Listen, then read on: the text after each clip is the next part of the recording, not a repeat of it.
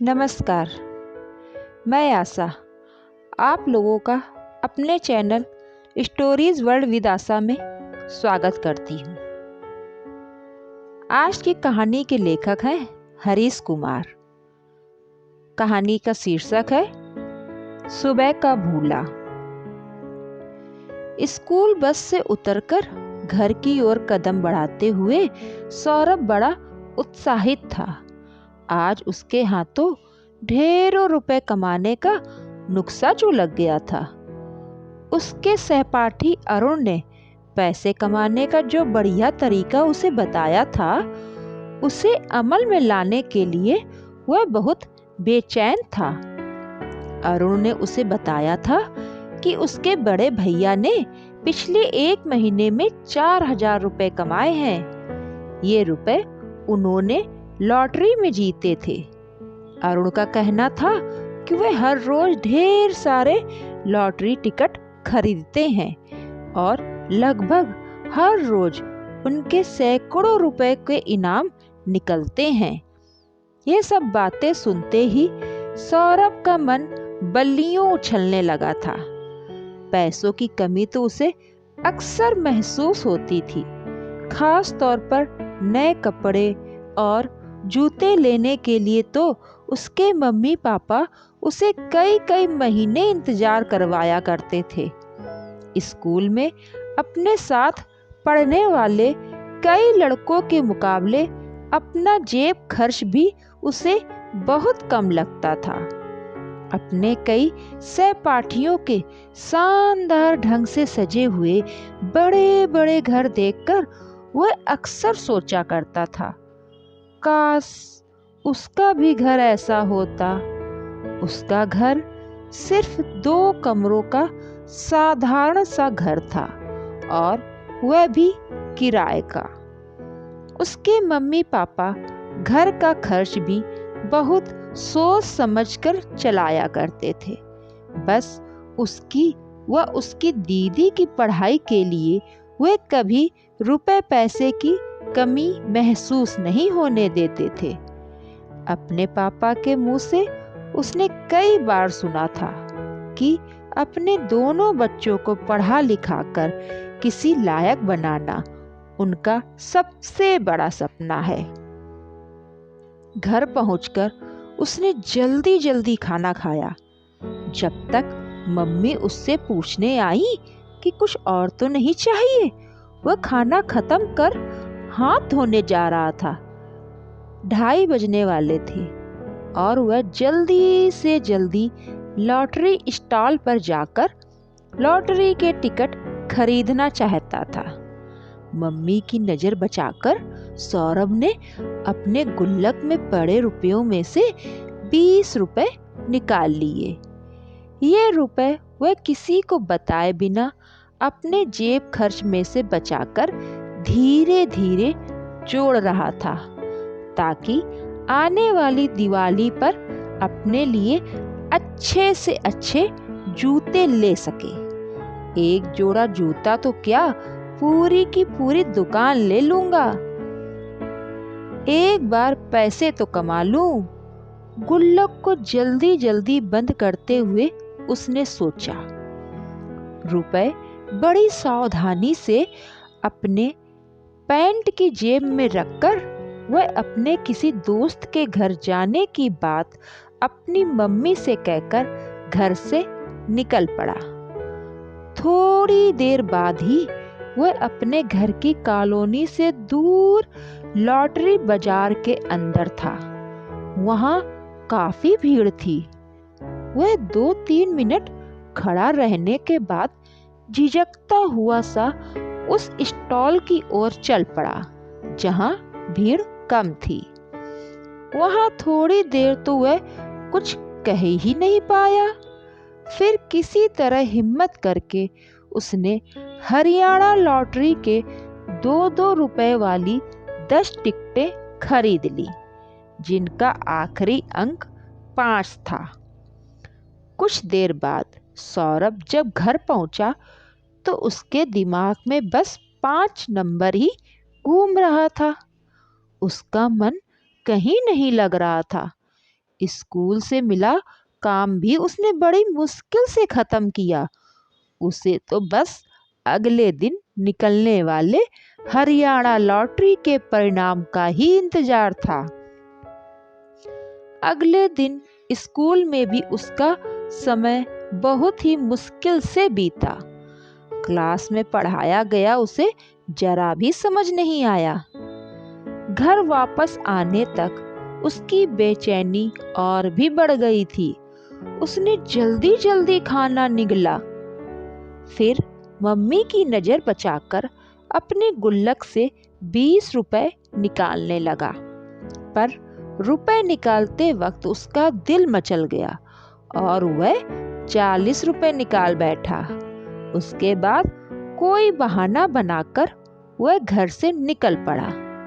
करीब 15 मिनट बाद वह लॉटरी बाजार में था और बड़ी उत्सुकता से उस बोर्ड को पढ़ रहा था जिस पर वे आखिरी अंक लिखे जाते थे, जिन पर इनाम निकले होते थे।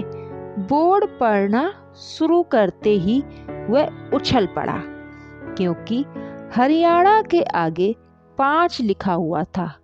उसने 2-3 बार उसे पढ़ा। उसे यकीन ही नहीं हो रहा था कि उसका इनाम निकल आया है। अब सौरभ ने हरियाणा लॉटरी की 2-2 रुपए वाली 20 टिकटें और खरीद ली।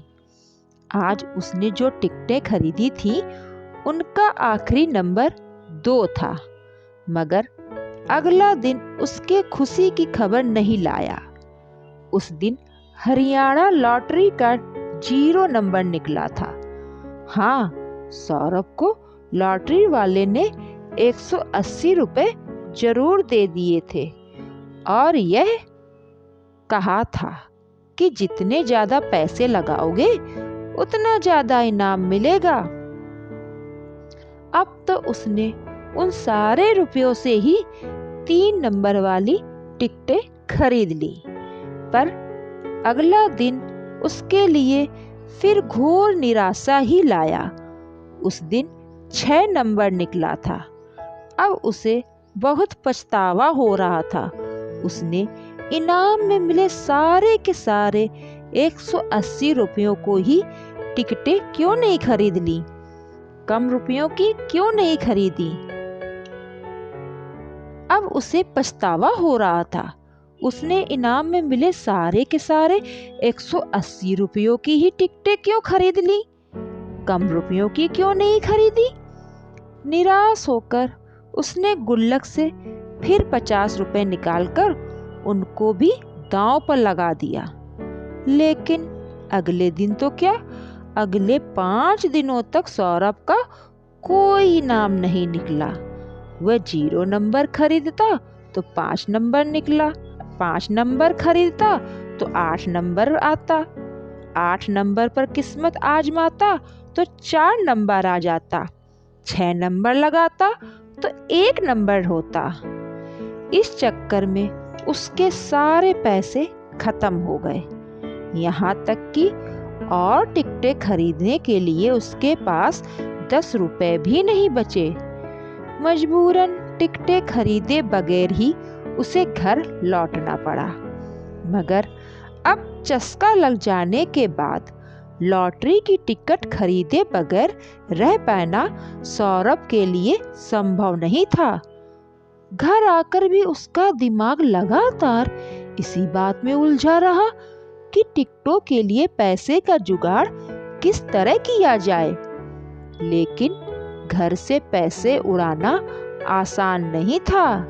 उसके मम्मी पापा के पास गिने चुने रुपए ही होते थे और वे उन्हें अच्छी तरह गिनकर पूरी सावधानी से ही रखते थे। पर रुपए तो उसे हर हालत में ही चाहिए थे, इसलिए रुपए चुराने के लिए वो लगातार मौके की तलाश में रहने लगा। आखिर शाम को उसे मौका मिल ही गया। जब मम्मी पड़ोस में गई थी, दीदी तब दूसरे कमरे में पढ़ रही थी। सौरभ ने अलमारी में रखा मम्मी का पर्स खोज निकाला वह उस पर्स से 40-50 रुपए ही निकालना चाहता था, मगर उसके हाथ नोटों तक पहुंचे ही थे कि किसी ने बाहर से दरवाजा खटखटाया। वह घबरा गया, कहीं मम्मी ना आ गई हो, इसलिए जितने नोट उसके हाथ आए सब उसने अपने पैंट की जेब में ठूस लिए और बाकी नोट पर्स में छोड़कर जल्दी से अलमारी बंद कर दी। थोड़ी देर बाद उसने बाथरूम में जाकर वह नोट गिने तो पाया कि वह 300 रुपए हैं। उसके बाद वह टिकटें खरीदने के लिए घर से निकल पड़ा। आज उसने 100 रुपए की टिकटें खरीदी, किंतु उन टिकटों पर अगले दिन कोई इनाम नहीं निकला। बाकी बचे 200 रुपयों से अगले 4 दिनों में टिकटें खरीदी गई टिकटों पर भी कोई इनाम नहीं आया। सौरभ की स्थिति बहुत विकट बन गई थी। कहाँ तो उसने ये सोच रखा था कि लॉटरी में उसे इनाम निकलते रहेंगे और वह उनमें से 300 रुपए मम्मी के पर्स में वापस रखकर गुल्लक में भी 130 रुपए डाल देगा। पर हालत यह हो गई थी कि टिकट खरीदने तक के पैसे उसके पास नहीं बचे थे। मजबूर होकर उसे एक बार फिर टिकटें खरीदे बिना ही घर लौटना पड़ा। घर आते हुए उसका दिमाग बस इसी उधेड़-बुन में था, किसी तरह कुछ पैसों का प्रबंध हो ताकि लॉटरी की टिकटें खरीदी जा सके। ले देकर उसके दिमाग में मम्मी का पर्स ही घूम रहा था, जिनमें से 300 रुपए निकालने के बाद भी कुछ रुपए और थे। यही सब सोचता जब वह घर पहुंचा तो दरवाजे को खुला ही पाया। अंदर पहुंचा तो वहां का दृश्य देखकर चौंक पड़ा। उसकी मम्मी बदहवासी में घर का सारा सामान उलट पुलट कर कुछ ढूंढ रही थी। दीदी भी इसी काम में लगी हुई थी। परेशान से उसके पापा बारामदे में इधर से उधर घूमते हुए कुछ बड़बड़ा रहे थे। एकाएक तो उसकी समझ में कुछ भी नहीं आया, लेकिन दूसरे ही पल उसे लगा कि हो न हो ये लोग उन रुपयों के लिए ही परेशान हो रहे होंगे जो उसने कुछ दिन पहले चुराए थे। कुछ देर तो वह यूं ही चुपचाप सा खड़ा रहा, पर जब उसने दीदी की आंखों से आंसू बहते देखे तो चुप न रह सका और मम्मी से पूछ बैठा, क्या हुआ है मम्मी? मम्मी तो जैसे जवाब देने के लिए तैयार ही बैठी थी। पर्स में 350 रुपए रखे थे मैंने मीनू की परीक्षा के लिए, अब सिर्फ 50 रुपए पड़े हैं। बाकी 300 का तो पता ही नहीं कहाँ चले गए। आज आखिरी दिन है फॉर्म जमा करवाने का। सुनते ही सौरभ के पैरों तले से जमीन खिसक गई। मम्मी का बोलना जारी था, अगर आज फीस न भरी तो इस बेचारी का तो 1 साल खराब हो जाएगा, पता नहीं रुपए कहाँ गए। तभी अचानक उन्हें ना जाने क्या सूझा कि वह सौरभ से पूछ बैठी, सौरभ तुमने तो नहीं लिए वो रुपए? नहीं तो। जवाब तो यही दिया सौरभ ने, लेकिन यह कहते हुए ना तो वह मम्मी की तरफ देख पाया और ना ही अपनी आवाज के कंपन को दबा पाया। इससे मम्मी का शक गहरा होने लगा। उन्होंने उससे फिर पूछा, सच सच बता दे सौरभ, हम सब सुबह से बहुत परेशान हैं, बता जल्दी जल्दी बता, रुपए कहाँ हैं? सौरभ जवाब देने की स्थिति में नहीं था, बस उसकी आंखों से आंसू बहने लगे।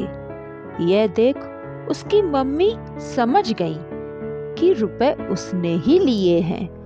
उन्होंने आवाज देकर उसके पापा को भी बुला लिया।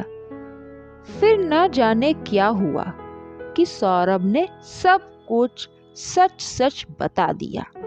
सुनकर उसके पापा, मम्मी, दीदी सभी सन्न के सन्न रह गए। सब कुछ सुनकर उसे एक जोरदार तमाचा जड़ते हुए पापा ने कहा, बेवकूफ, तुझे शर्म नहीं आती ऐसे काम करते हुए? लॉटरी से भी कोई अमीर हुआ है आज तक? इस चक्कर में सब कंगाल ही हो जाते हैं।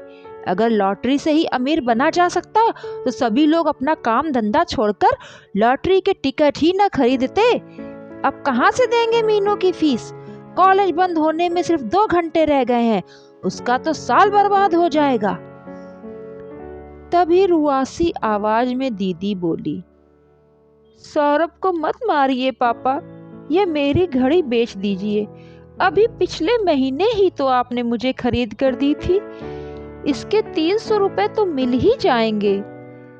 कहते कहते दीदी ने घड़ी उतारकर पापा की तरफ बढ़ा दी।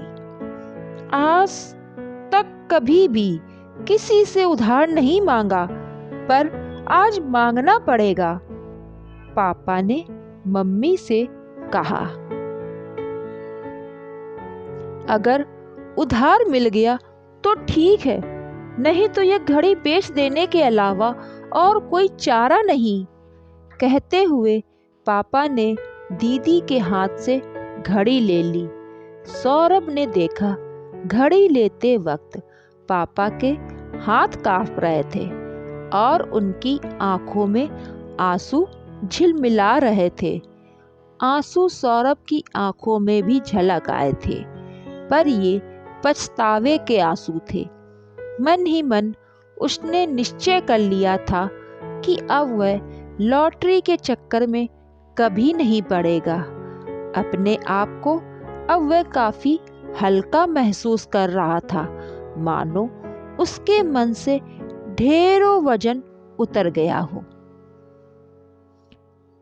इस कहानी से हमें यह शिक्षा मिलती है कि हमें कभी भी किसी दूसरे की बातों में आकर गलत काम नहीं करना चाहिए। जिस प्रकार सौरभ ने अपने दोस्त की बातों में आकर चोरी की, झूठ बोला, लॉटरी जैसे गंदे खेल को अपनाया, उसी तरह हम सब बच्चे भी अपने दोस्तों के बातों में आकर गलत काम करते हैं। लेकिन यह बात गलत है। हमें अपने माता पिता से कुछ भी नहीं छुपाना चाहिए और अपने माता पिता के अनुसार ही चलना चाहिए। जिस हाल में हमें अपने माता पिता रखते हैं, उसी हाल में हमें रहकर हमें उनके भावनाओं और इच्छाओं के अनुसार ही काम करना चाहिए।